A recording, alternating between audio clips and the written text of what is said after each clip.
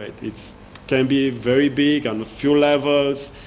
Just so you get an idea, for example, in a lot of the airports, like in New York or Chicago, there's a train that goes from one terminal to another terminal. So the airports are really, really big. You don't want to get lost in the airport for a few days. All right, so what are the requirements? You'll have to check in with your sponsors at least once a month until the end of your program and participate in a variety of cultural activities as mandated by the Department of State.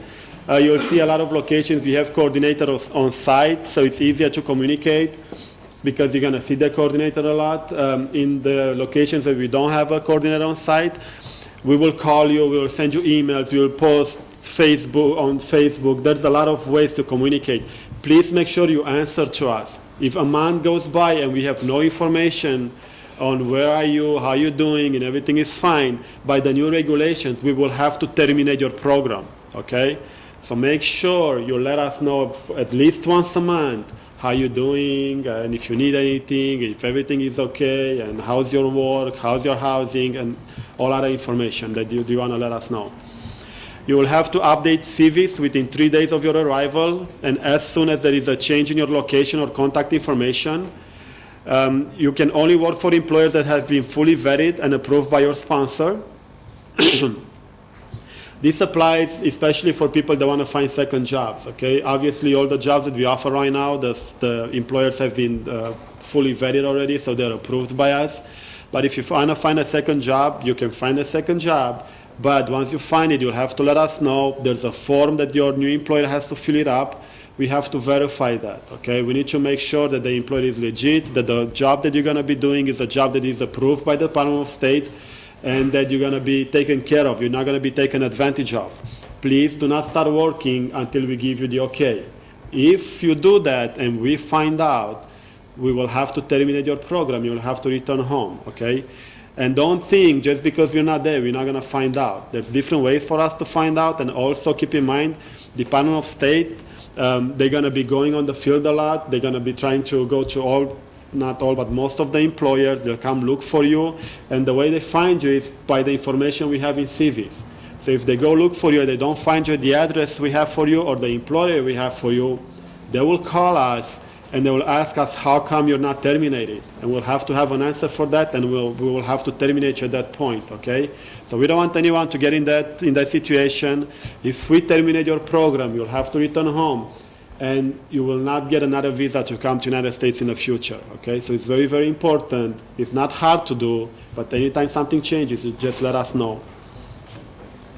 As I said, not following any of these guidelines will result in immediate termination of your program as required by the new Department of State regulations. All right, other requirements, you'll need to arrive in US on a specified date. Check your arrival date in your placement information sheet. Why is this very important? You will see when you arrive in US, there's a whole process you have to go through before you start working, okay? You do not just arrive, go to the employer and start working. That's not how it works, okay? Usually you arrive in US, we give you, we give you a day off or 2 days off. After that you will have orientation with WWC, then you have orientation with the employer, then you start your training with the employer, and then you can start working, okay? If you do not go through this process, you will not be able to start working. And we do not have orientations either with the sponsor or the employer every single day, okay? We organize it, we usually have it when it's your arrival time once a week or once every 2 weeks, so it's very important that you go through the process. You don't come to the United States and wait weeks until you start working, okay? Because what happens if you wait until you start weeks until you start working? The moment you arrive in US, you start paying rent, right? You have to start eating something, so you spend money for food, you spend money for something else, but you do not earn any money. So you spend all your money before you start earning money. Soon you're going to be out of money, and what are you going to do if you're out of money?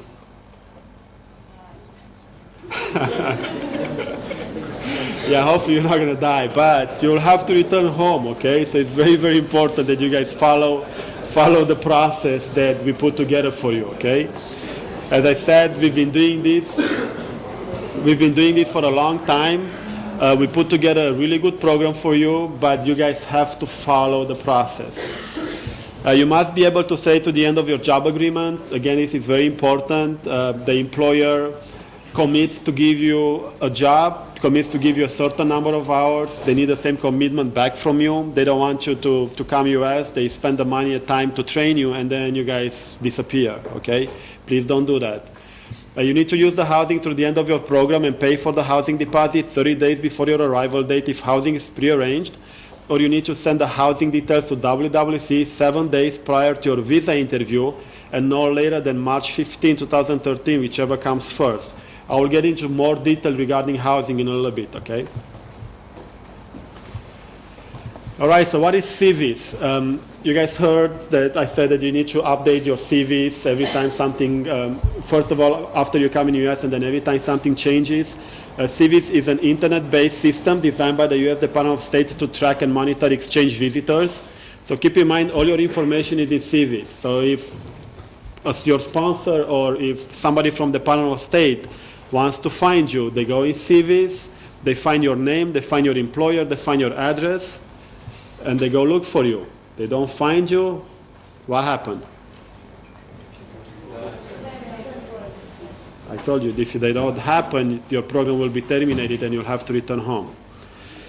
CVs must be updated with changes in employer, housing address, and program extensions. You must update CVs anytime any of these changes happen within 3 days, or the program will be terminated, and you will update CVs using our website. You'll get that information once you arrive in US, or in your arrival guide that will be sent you before you come to US. All right, so what is the key to a successful program? Excuse me. You need to have an open mind, okay? Try to plan from home, especially trips you want to do, but don't expect that anything you plan is going to happen the way you plan it, okay? A lot of you guys, have any of you been to the United States before? Okay, so let me ask you this. Was United States everything you expect it to be? No.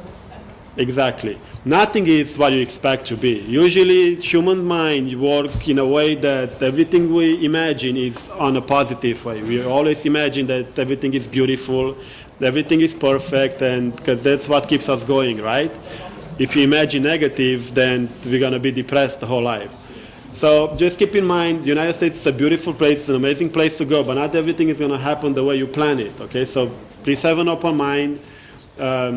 Try not to make a judgment in the first day or first 2 days. We have a lot of students that come in the first week. They're disappointed. They get homesick. They come to us crying that they want to go home. We ask them to stay a little bit longer, and then at the end of the program, they come to us crying because they don't want to go back home. Okay, so please give it a little bit of time to get used with the new area, to get used with the new employer, get used with the obviously new food. And then make your decision. Be ready to become independent. I know most of you, how many live with the parents at home? Oh, not many. Okay, so some of you live by yourself already, but the ones that live with your parents are not coming with you, okay? So you'll have to do clean your own dishes, do your own laundry, you have to clean after yourself. So please make sure you have to pay your own bills. If you have any bills you have to pay. You have to buy your own food. So just please keep that in mind. Create your own unforgettable experience. Again, as I said, we will give you a lot of information, but this program is going to be as fun as you make it to be, okay? Don't just go to work, go back home and stay in the apartment, okay? If you just do that, there's not going to be a lot of fun. There's all the locations that we hire for that are close to really fun places. Make sure you go out. Make sure you go do fun stuff. Make sure you go visit places. Go to the beach, especially in Florida. Go to places where you can have a lot of fun. And last but not least, be responsible. Okay, it's extremely important. We have students that come in the US and they get in trouble with the law. It's never fun to get in trouble with the law, okay? And I notice here, especially on the streets, people tend not to obey the law. In the United States, you don't obey the law, you can get in trouble. You can get in big trouble, okay? So please make sure, like when I travel, any country I go, I try to find out about something that is different than the United States, and I try to obey the laws. You guys do the same. Try to obey the laws in the United States. And also, we'll give you a lot of information in our orientation. A lot of location, we have a person from the police that comes and gives you information on the area, what things to be aware of, what things you can do, what things you cannot do. Please pay attention to that and please follow those. All right, one of the other questions you should be faced with is should you choose a small city or a big city? Now, most of the locations we offer, they're in the jobs locations are in small cities, but are close to big cities. I think that's one of the best things. You work in a small city, it's easier to get around, but you're close to big cities, so you can go visit places. Just look, again, once you get a position and you know the location you go to, go Google it. You know, everybody has internet now these days. Go Google it. Make sure you get a little bit of custom with the area before you come to the United States. Don't wait until you get there to know where you're going, okay? So look around, see places you can do, stuff you can do, and have a little bit of an idea where you're going. Okay, now let's get into housing. You guys probably saw it before, or I don't know if you remember, there's two options for the housing. WWC does your housing, or you have the option to do your own housing. Now, if you choose to find your own housing, you have to make sure it is affordable, close to your employer and transportation, and meets all the standards set by the Department of State. You need to verify that your housing will accommodate you for the entire duration of your program, and you'll have to submit your housing details to us at least 7 days prior to your visa interview, or by March 15th, 2013, whichever comes first. It's very important, you know, finding your own housing does not mean going online and seeing an apartment community that's close to your work and say, okay, I'm going to live over there, so I'm going to send WWC this information. Finding your own housing means filling out an application, getting approved, having a reservation for a hotel, and sending that to us so we can check it, okay? We had some students, not our students, but we've heard about some students, actually Dan can give you more information on that came in this winter and they thought they had housing arranged. They arrived in US, there was no housing for them, okay? So it's very, very important that if you do your own housing, you have the right information and also that we approve it for you, okay? There's a lot of things that we take in consideration when we approve you to do your own housing. For example, you cannot overcrowd an apartment or a hotel room. Okay, anything, if you do something like that, you can be kicked out of the housing and then you're on the street and you have no place to go.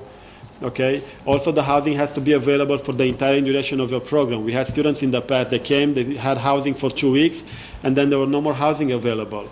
They were on the street, they were calling us. Well, it's really hard to find housing in US, and it's really hard to find housing for a long period of time, and it's hard to find housing that it's affordable. Okay, so we do housing, but we work months in advance before you guys come to US to arrange your housing. All right, so what are the difficulties in finding your own housing?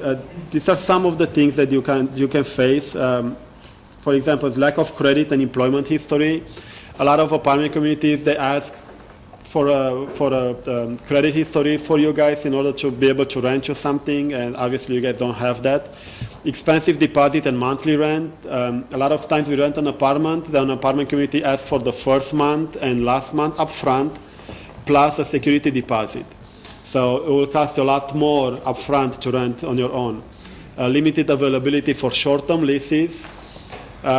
Keep in mind when you go online and you look at an apartment community, the rate you see online is for a 12-month lease, all right? Not a lot of places put online their month-to-month rate. Okay, you guys, when you guys come, you cannot stay for 12 months. You only stay for 3 months, so you have to do a short-term lease. You cannot do a 12-month lease and then just leave because they'll find you, and you are responsible for the lease until the end of your lease end, okay? We had students who thought they got smart and they signed a 12-month lease, and after 3 months they left. Well, guess what? The company contacted the family back in their country, contacted the Department of State, contacted the embassies. They tried to get the money back from them. Those people were never able to get another visa again. So please don't do that. Also, expensive monthly utilities. When you do your own apartment, you're responsible for your own bills. Okay, you'll see when we do apartments for you, everything is included in your rent, so you don't have to worry about anything. And inability to secure accommodation before arrival in US. Okay, based on the new regulations, we do not allow anyone to come in the United States without having housing arranged. Okay, so either you choose to do your own housing that has to be approved by us, or you choose our housing. You have to go to one of these two choices. So what is going to happen is we'll give you until March 15 to find your own housing. By March 15, you either send us the information and we approve it, or if you do not send us the information, you have 2 days to choose our housing, or you will be disqualified from the program. Okay? So it's very important you understand this. Nobody will come in the United States without having housing arranged. Okay, I know in the past, if you guys heard from other friends, in the past you were able to come in the US and then find housing. That's not possible anymore. We don't want anyone to come and, I don't know, put a tent on the gas station, which actually happened in the past when the people from the gas station had to call the police because there was a tent in the gas station on the grass and students living there. Okay, that's not acceptable. All right, so why should you choose housing arranged by WWCE? We devote our entire off-season to looking for comfortable accommodation for all of our participants. In our search, we make sure to meet the following criteria. You have to reside in certain living conditions while in the U.S. We want you to enjoy the program by living in diverse neighborhoods, living in close proximity to your transportation or your work, to your work location. Saving time and money but not having to deal with bills and administration, and we want you to have a complete cultural experience.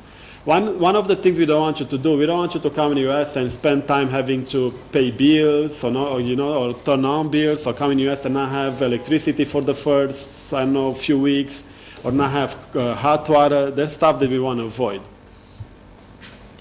All right, so how is the apartment housing set up? As I said, we search for the most cost-effective option for our students. We secure housing once we receive your deposits, okay? So there's a reason why we need your deposit 30 days before you come, so we have enough time to secure the housing. Like right now, if you look at your placement information sheet, we have housing arranged for you already. Arranged meaning that we found something that's available, but nothing is booked yet, okay? To book it, we have to pay deposit. We cannot pay deposits 6-7 months in ahead, obviously, because we don't want to advance a lot of money before we know how many students are coming. Once we get your deposits, then we can book the housing, we arrange it, we have the furniture delivered, we have the utilities turned on, so by the time you guys come, everything is ready to go. If we do not receive your deposit 30 days before you come, we will have to disqualify you from the program. Why? Because we might not be able to do housing for you, and then you come and we don't have housing for you, you have no place to stay. We don't want that to happen. Okay? So it's very important, as I said, that you pay your deposit 30 days before you come. Any questions regarding housing need to be addressed directly to WWCE. Obviously, you can ask your agency. The agency should give you, in theory, the same information we give you. But if you find out anything from, friends that have been to the United States, don't believe anything you hear. Check it with us to make sure you have the correct information. We will not be responsible for any housing information received from other sources, okay? So don't come to us and say, well, my friend said, because it's not going to fly, okay? You have to come, all the information, we give you all the information. We're not trying to scare you, we're just trying to give you the right information, the correct information, so you guys know what to expect.